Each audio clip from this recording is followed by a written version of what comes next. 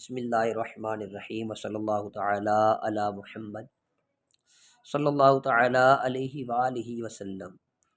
اقول الرسالۃ مرتبۃ علی مقدمۃ و ثلاث مقالات و خاتمۃ۔ شارح قطب الدین محمد بن محمد تحتانی رازی رحمۃ اللہ علیہ فرماتے ہیں کہ میں کہتا ہوں رسالہ یعنی رسالہ شمسیہ متن رسالہ مرتب ہے ایک مقدمے، 3 مقالات اور ایک خاتمے پر۔ ماتن کا نام جو ہے وہ نجم الدین علی بن عمر بن علی ہے اور ان کی کتاب کا نام رسالہ شمسیہ فی تحریل القواعد المنطقیہ ہے۔ تو اس کی شرح لکھی ہے قطب الدین محمد بن محمد تحتانی رازی نے۔ ان کو تحتانی اس لیے کہتے ہیں کہ 2 قطب الدین تھے، ایک اوپر کی منزل میں پڑھاتے تھے اور نیچے کی منزل میں۔ جو اوپر کی منزل میں پڑھاتے تھے وہ قطب الدین شیرازی تھی اور نیچے کی منزل میں جو پڑھاتے تھے وہ قطب الدین رازی۔ تو جو اوپر پڑھنے والوں کو فوقانی اور ان کو تحتانی کہتے تھے۔ تو امام قطب الدین محمد بن محمد تحتانی رازی نے فرمایا کہ میں کہتا ہوں رسالہ شمسیہ ایک مقدمے اور 3 مقالات اور ایک خاتمے پر مرتب ہے، ترتیب دیا گیا ہے۔ امل مقدمۃ ففی ماہیت المنطقی و بیان الحاجت الیہ و موضوعہ۔ بہرحال مقدمہ تو منطق کی ماہیت کے بارے میں اور منطق کی طرف حاجت کو بیان کرنے کے بارے میں اور منطق کے موضوع کے بارے میں ہے۔ امل مقالات و فصلاثن، بہرحال مقالات تو 3 ہیں۔ فاولھا فی المفردات، ان کا پہلا مقالہ مفردات کے بارے میں ہے۔ وفی الثانیہ تو فی القضایا و احکامھا، اور دوسرا مقالہ قضایا اور اس کا احکام کے بارے میں ہے۔ والثالثۃ فی القیاس، اور تیسرا مقالہ قیاس کے بارے میں ہے۔ واما الخاتمۃ ففی مواد العقیصۃ و اجزاء العلوم، بہرحال خاتمہ تو وہ قیاس کے مادوں کے بارے میں ہے اور اجزاء علوم یعنی علوم کے اجزاء کے بارے میں ہے۔ وَإِنَّمَا رَتَّبَهَا عَلَيْهَا، محض ماتن نے مرتب کیا اس رسالے کو ان 5 ابحاث پر۔ ٹھیک ہے، 5 ابحاث کون سی؟ نیچے 3 نمبر حاشیے میں لکھا ہوا ہے مقدمہ، 3 مقالے، ایک خاتمہ۔ تو 3 مقالے، ایک مقدمہ 4 اور ایک خاتمہ 5۔ تو ان 5 مباحث پر رسالہ شمسیہ کو ماتن نے مرتب کیا۔ اب اس کی وجہ اثر بیان کر رہے ہیں۔ لِأَنَّ مَا يَجِبُ أَن يُعْلَمَ فِي الْمَنطِقِ، کیونکہ جو چیز واجب ہے کہ جان لیا جائے اس کو منطق میں، وہ دوال سے خالی نہیں ہوگی۔ اما يتوقف الشروع فيه علیہ، یا تو اس منطق میں شروع ہونا اس پر موقوف ہوگا، اولا یا نہیں۔ فَإِنْ كَانَ الْأَوَّلُ فَهُوَ الْمُقَدِّمَةُ، تو اگر پہلا ہو یعنی اس منطق میں شروع ہونا اس پر موقوف ہو تو وہ مقدمہ ہے۔ وَإِنْ كَانَ الثَّانِي، اور اگر ثانی ہو یعنی اس علم منطق میں شروع ہونا اس پر موقوف نہ ہو تو پھر دوال سے خالی نہیں۔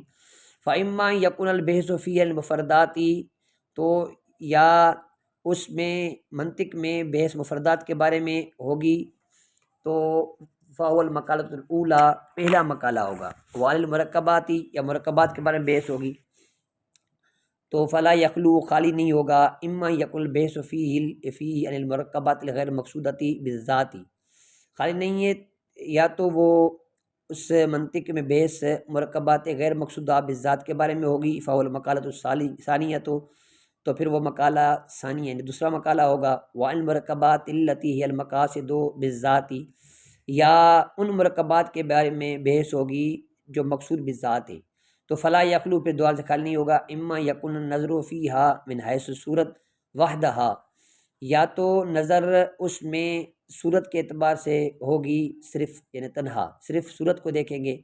وہی المقالۃ الثالثہ، تو وہ تیسرا مقالہ ہوگا۔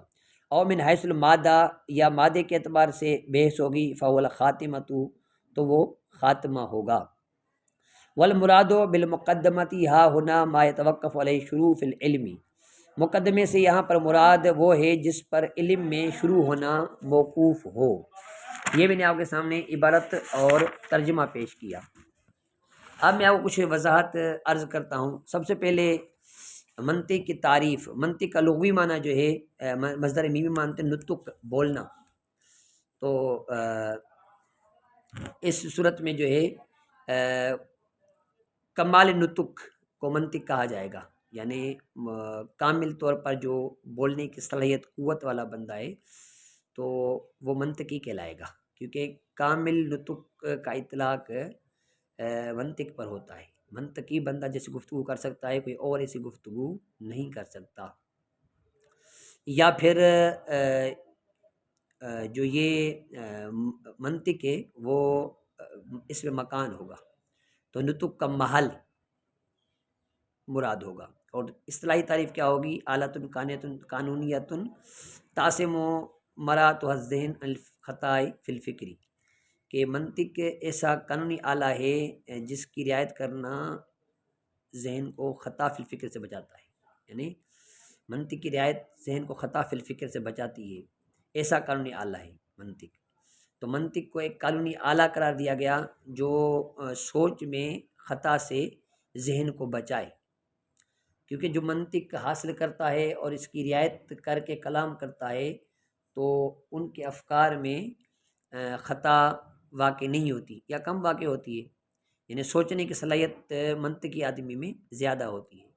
اس کا موضوع کیا ہے؟ المعلومات تصوریہ و تصدیقیہ، یہ کتاب میں آگے آ رہا ہے اس کا موضوع، کہ اس کا موضوع معلومات تصوریہ تصدیقیہ، اس پر مکمل کلام کیا ہے شارح نے، لیکن یہاں پر مطلقاً معلومات تصوریہ تصدیقیہ نہیں، بلکہ اس اعتبار سے کہ مجھول تصوری اور تصدیقیہ تک پہنچائے بھی، کیونکہ یہ دنیا کا دستور ہے کہ کسی بھی ایسی چیز کو جس کو ہم نہیں جانتے اس کو جاننے کے لیے ہم کو کیا کرنا پڑتا ہے؟ کسی جس کو ہم جانتے ہیں اس کے ذریعے جو چیز نہیں جانتے اس کی پہچان ہوتی ہے۔ مثال کے طور پر میں آپ کو جانتا ہوں، ٹھیک ہے، آپ کے دوست کو میں نہیں جانتا اور آپ کا دوست مجھے نہیں جانتا، تو آپ کے دوست کو جاننے کے لیے آپ وسیلہ بنیں گے، یعنی آپ جو ہے وہ اپنے دوست کا مجھے تعارف کرائیں گے اور اپنے دوست کو میرا تعارف کرائیں گے، تو بیچ میں آپ آلہ بن گئے، وسیلہ بن گئے، تو میں نے آپ کے ذریعے آپ کے دوست کو پہچانا، تو میں آپ کو تو جانتا تھا، تو جانی ہوئی چیز کو کے ذریعے جو ہے جس چیز کو نہیں جانتے اس کو پہچانا جائے،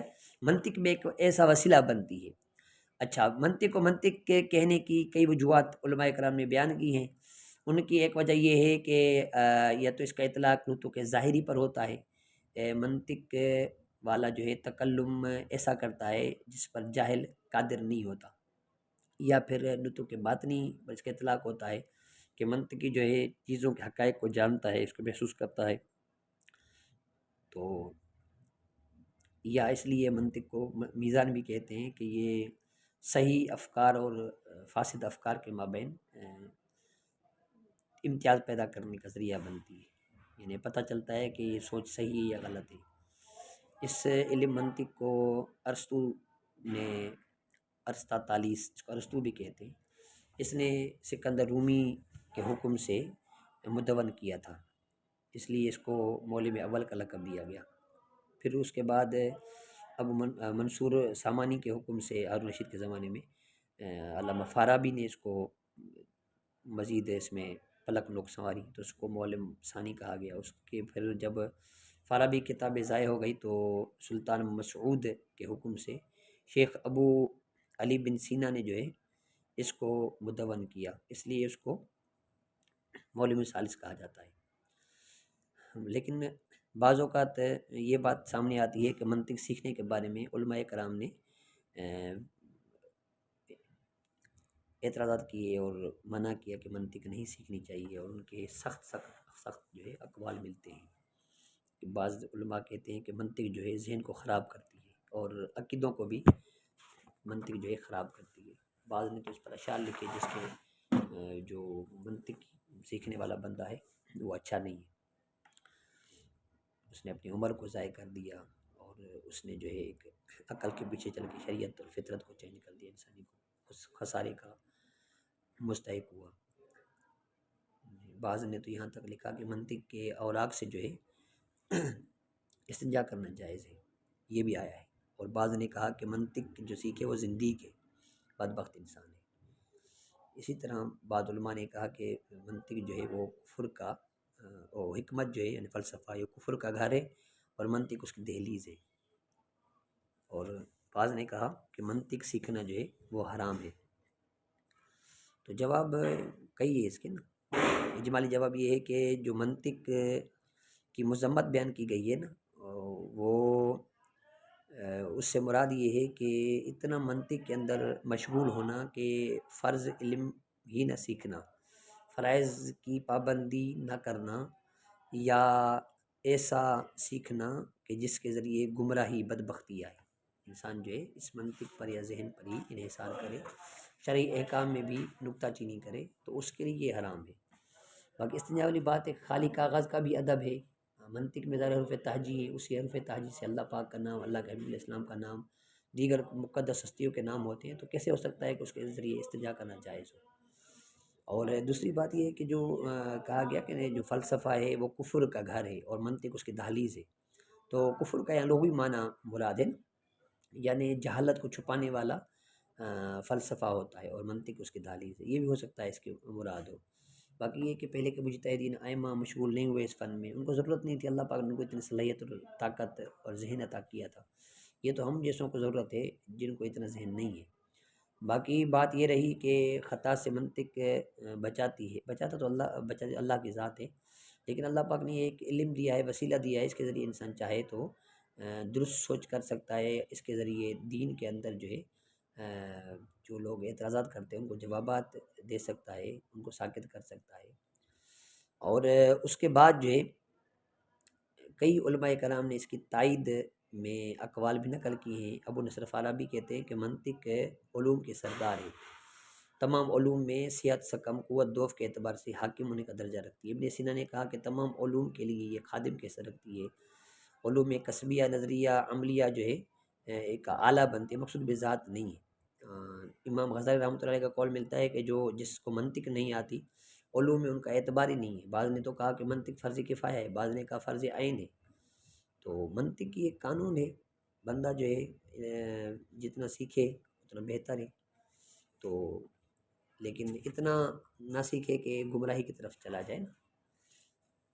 تو اب یہ جو ہم نے آج سبق پڑھا نا، اس سبق کے اندر شارح نے اس رسالہ شمسیہ کی ایک ترتیب بتائی کہ اس کے اندر ایک مقدمہ اور 3 مقالات اور ایک خاتمہ ہے نا اس کے اندر۔ تو یہ 5 چیزیں ذکر کی گئی اس کتاب کے اندر، بیان کی گئی۔ تو منطق کی ماہیت سے مراد ظاہر منطق کی تعریف ہے، اور پھر منطق کی حاجت، منطق کا موضوع وغیرہ ذالکہ اس میں بھی کلام کریں گے مقدمے کے اندر، اور کیوں ضروری ہے اس پر بھی بحث ظاہر انشاءاللہ کل کریں گے ہم۔ اچھا، اس کے بعد جو مقالات ذکر کی گئے نا، پہلا مقالہ، دوسرا مقالہ، تیسرا مقالہ، مفردات کے بارے میں جو مقالہ ہے سب سے پہلے اس کو ذکر کیا کہ اس کا مرتبہ مرکب سے پہلے ہوتا ہے، اور اس کے بعد انہوں نے قضائے اور احکام کو بیان کیا، وہ چشمہ ثانی میں ہم مکمل ان کو پڑھیں گے۔ اس کے بعد آخر میں ایک قیاس ہے، پھر قیاس کے مادے اجزاء علوم ہیں، تمام کے تمام اس کتاب کے اندر بیان کیے جائیں گے۔